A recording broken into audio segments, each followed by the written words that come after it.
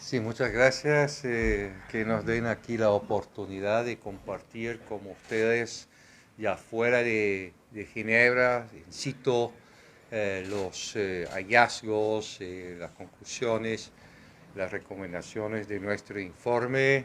Em, Cualquiera que quiera hacer una pregunta es el momento de Hacemos. hacerla.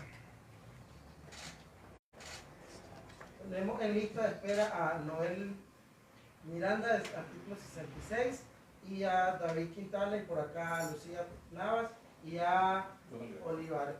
Adelante. La ONU ha dicho y ha señalado las acciones represivas del régimen de Daniel Ortega. ¿Qué paso queda a tomar luego de este informe? Yo creo que el informe es claro en unas recomendaciones y en unas conclusiones, que significa que la comunidad internacional puede ejercer lo que se llama el principio de protección para evitar que se sigan cometiendo delitos de lesa humanidad, como fue verificado en la investigación y como se logró demostrar.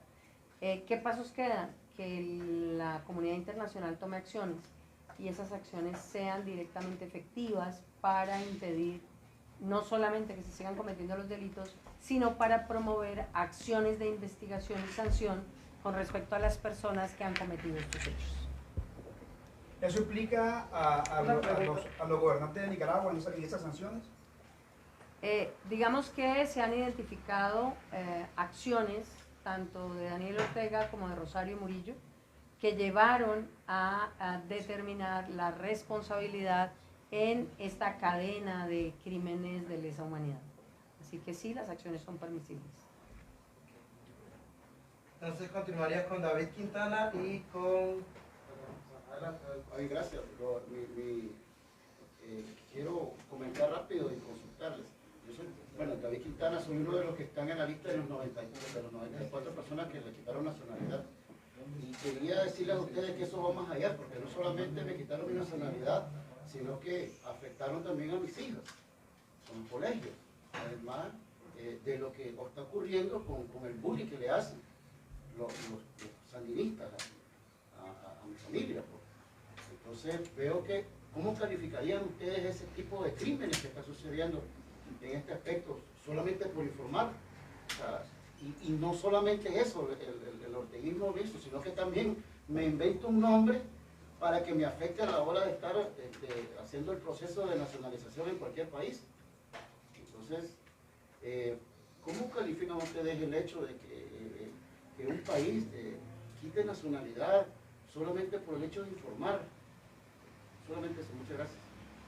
Creemos que dentro del informe quedó muy claro que es una forma de persecución que lleva sin lugar a dudas a la discriminación y a la extinción y eliminación de las personas que se consideran o se sospecha que son opositoras del sistema, pero además genera también un cierre de espacios de otros derechos que son fundamentales en el tema del derecho a la información y en el tema del derecho a la incluso profesión de periodistas. Aquí se ven afectados muchísimos periodistas y esto está reflejado en el informe de manera concreta y lleva sin lugar a dudas a que nosotros dentro del mismo informe señalemos cómo han sido perseguidos en estos casos en particular los periodistas.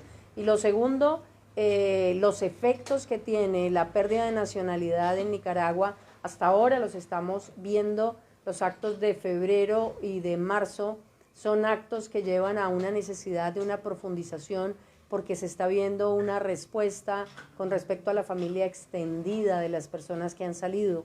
En esto también cobija los derechos de los niños, de los adultos mayores, de la familia en toda su extensión, que significa mirar también cómo esto es una diáspora que va llevando a la repetición de otros crímenes y que se sigue extendiendo el fenómeno de manera generalizada. Y también tenemos por acá a Iván Olivares. Adelante. Buen día, buenas tardes, muy bien. Quiero hacer dos preguntas. Uno, ¿qué encontraron en materia de ataque a los defensores de derechos humanos? Y lo segundo, quisiera entender, pues, desde la perspectiva de estas personas, ¿cuál es el objetivo de ellos cuando atacan a un defensor de derechos humanos?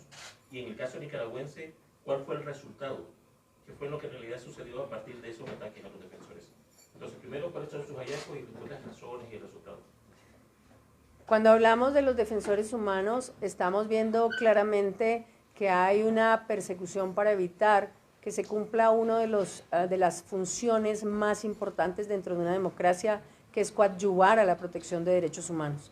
Los órganos de derechos humanos lo que hacen es proteger en toda su extensión y hacer extensiva la obligación del Estado de proteger estos derechos. Cuando se persigue defensores de derechos humanos, se genera una vulneración doble. Una vulneración al defensor de derechos humanos y una vulneración a las personas que están siendo protegidas por estos defensores de derechos humanos.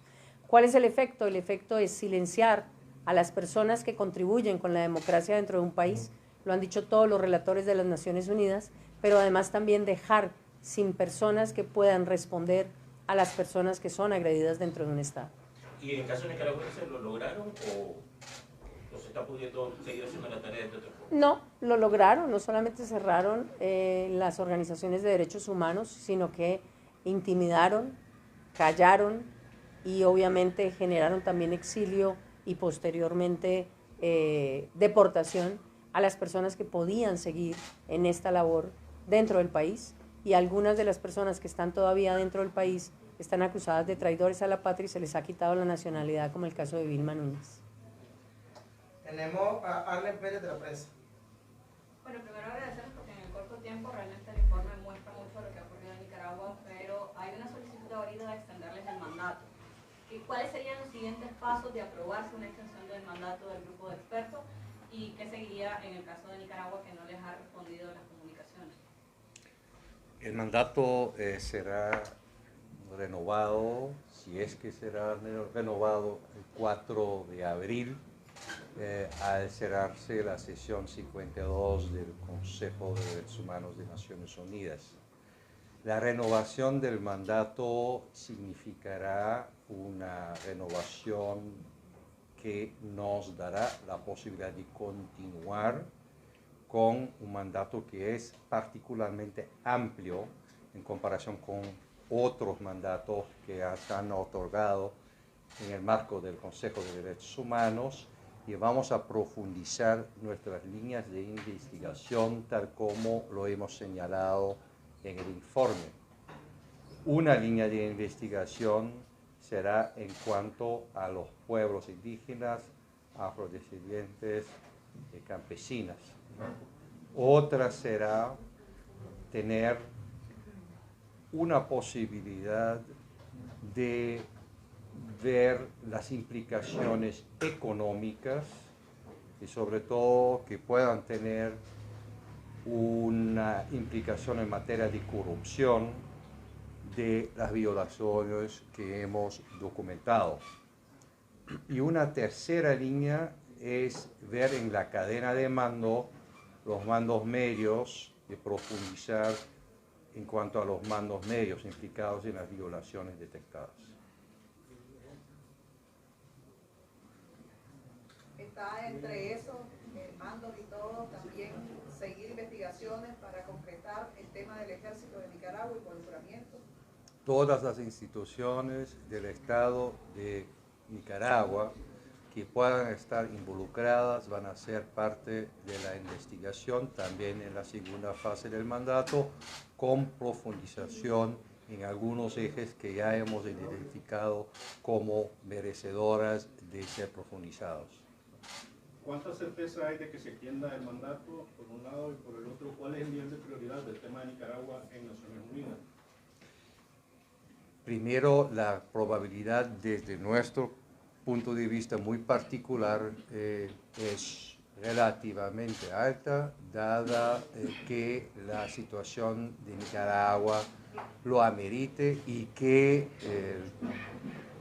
hay una declaración de 55 países en el diálogo interactivo que tuvimos que soportan y que apoyan el mandato, y además en cuanto a otros países que no han sido parte de la Joint Declaration, igualmente han apoyado nuestro mandato.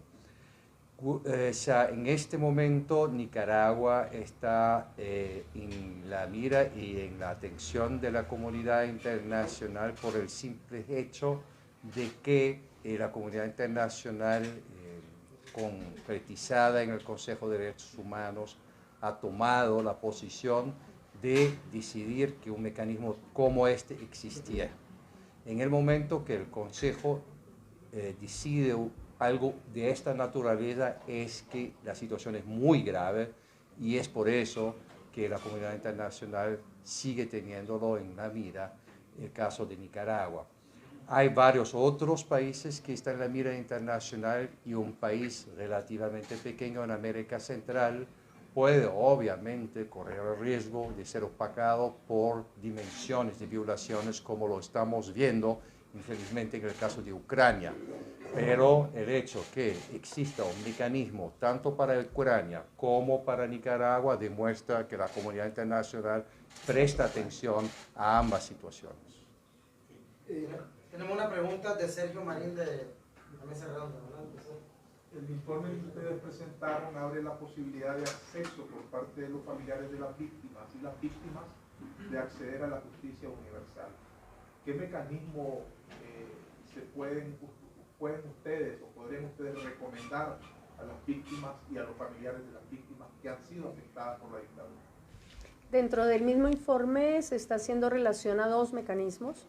Un mecanismo que se conoce como la activación de la jurisdicción universal, que es un mecanismo que tienen muchos de los países de la región, que permite hacer investigación frente a derechos vulnerados en otros países, y un mecanismo por pasiva que significa también las personas que tienen doble nacionalidad, que en el caso en particular puedan acudir a sus propios países para denunciar estos hechos. También estamos viendo, y es una posibilidad frente a la realidad hoy en día y en particular del año 2023, que se pueden activar las jurisdicciones donde hay nicaragüenses que están siendo afectados a través de decisiones que están constituyendo delitos transnacionales y que permiten iniciar las acciones en los países correspondientes. Entonces tendríamos una pregunta de Noel Miranda, luego ya muy cerrando. A las personas que quisieran apuntarse, por favor solamente levantar la mano. Douglas Marín de F, y luego estaríamos con Luis. Adelante. ¿Qué acciones se deben de tomar para que el caso de Nicaragua se lleve ante la Corte Internacional, teniendo como antecedente a Vladimir Putin, sabiendo que Nicaragua no es firmante de la Corte, pero abiertamente apoya a Putin con el caso de Ucrania? En el caso de la Corte Internacional habría que diferenciar. Hay una Corte Internacional de Justicia y hay una Corte Internacional Penal. Al haber concluido que el Estado de Nicaragua pueda estar violando la Convención de Naciones Unidas contra la Tortura, cualquier país que sea parte de la Convención puede demandar al Estado de Nicaragua frente a la Corte Internacional de Justicia. Eso es en cuanto a la responsabilidad del Estado. En cuanto a la responsabilidad individual, penal, en este caso, sabemos que Nicaragua no es parte del convenio del Estatuto de Roma. Sin embargo, hay varias posibilidades de poder abrir la jurisdicción de la Corte. Una es de una manera retroactiva, una vez que habría un cambio en el gobierno de Nicaragua, se puede remitir el caso a la Corte. Y eso lo dije en el diálogo interactivo, una respuesta a la pregunta de Irlanda, que esto es un punto que todos los violadores de los derechos humanos que están en funciones como jefes de Estado deben tomar en cuenta. El precedente de eso es el caso Gbagbo en el caso de Côte d'Ivoire. En el caso también y hay otro precedente que es el caso de Myanmar con relación a Bangladesh, en el caso de la Corte Penal Internacional, cuando haya actos que tengan efectos transfronterizos y el efecto transfronterizo sea impactado en un país que sea parte del Tratado de Roma, tendrá la posibilidad por este hecho la Corte Penal Internacional de establecer su jurisdicción. Entonces eso también es algo que puede tener efectos en este momento, en el momento que habría un caso que con efectos transfronterizos y habría que leer con mucha detención nuestro informe en donde están esos efectos transfronterizos. ¿Cómo percibirían esos efectos los nicaragüenses con un régimen tan autoritario que no le importa romper relaciones con los estados? Lo acaba de hacer con el Vaticano, por un lado, y por el otro, ¿qué noticias tienen justamente de Monseñor Rolando Álvarez? Dentro del caso en particular del Monseñor Rolando Álvarez, pues tenemos las noticias que todos conocimos frente a la negativa de salir de Nicaragua y estar recluido, pero no hay información más allá de la situación de la pena de 26 años que se le impuso. Estamos tratando de mirar cómo se puede llegar a esa información, pero ustedes se han dado cuenta también cómo se ha cerrado, y lo ha dicho usted en su pregunta, el Estado nicaragüense. ¿Cómo entender los fenómenos y las consecuencias? Creo que las consecuencias y los fenómenos pueden percibirse también a través de las decisiones que ha tomado el Estado de manera arbitraria, no solamente privando de la nacionalidad a las personas, sino convirtiéndolas en apátridas y generando una serie de elementos que son importantes de mirar también por cada país que recibe a estas personas. El tema de esas personas se considera que se encuentran en el limbo en este momento. Es una situación muy dramática la que se genera personalmente para ellos, pero también para la comunidad y para una crisis humanitaria que efectivamente estamos tratando de visualizar a través de lo que significa la afectación a las personas como núcleo extendido. No solamente el hecho de quitarles la pensión, de quitarles la existencia jurídica, civil y los derechos, sino también la posibilidad de quitarles los títulos para que sin ninguna discusión estas personas no tengan posibilidad de moverse en ninguna condición. Cerraríamos esta parte con don Douglas Marín. Adelante. Sí, bueno, tal vez si me comentan un poco las actividades que han tenido aquí en San José, cómo evalúan el papel que han jugado países como España, Estados Unidos y Costa Rica en la crisis, y si la Corte Interamericana creen ustedes que puede tener alguna incidencia.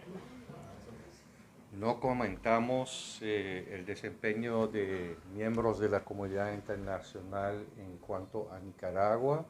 En cuanto a nuestra agenda acá en Costa Rica, nos hemos reunido con víctimas y con organizaciones de la sociedad civil, tal como lo hemos hecho ya en varias ocasiones, para recaudar información y también para intercambiar en cuanto a las conclusiones a las cuales hemos llegado. El sistema regional es fundamental. La Comisión Interamericana de Derechos Humanos inclusive juega un papel preponderante en el tema de la protección de derechos humanos. Creemos que si se unen todos los instrumentos que tenemos, puede haber una decisión para responsabilidad estatal y para responsabilidad individual. Y desde ese punto de vista también se han dictado una serie de medidas cautelares por la Comisión Interamericana que quizás tienen una finalidad de hacer extensiva la protección a un sinnúmero de personas que la misma Comisión ha constatado han sido violados todos sus derechos de manera sistemática y generalizada. Así que el papel de la Comisión Interamericana, además del papel regional frente a la necesidad de establecer la responsabilidad estatal, también abre la compuerta a que sea la Corte Interamericana de Derechos Humanos la que termine profiriendo una decisión en torno a las acciones que realizó y realiza, porque sigue siendo presente el presidente Daniel Ortega y Rosario Murillo, más todas las estructuras que facilitan esa generación de crisis humanitaria. Entonces, muchísimas gracias.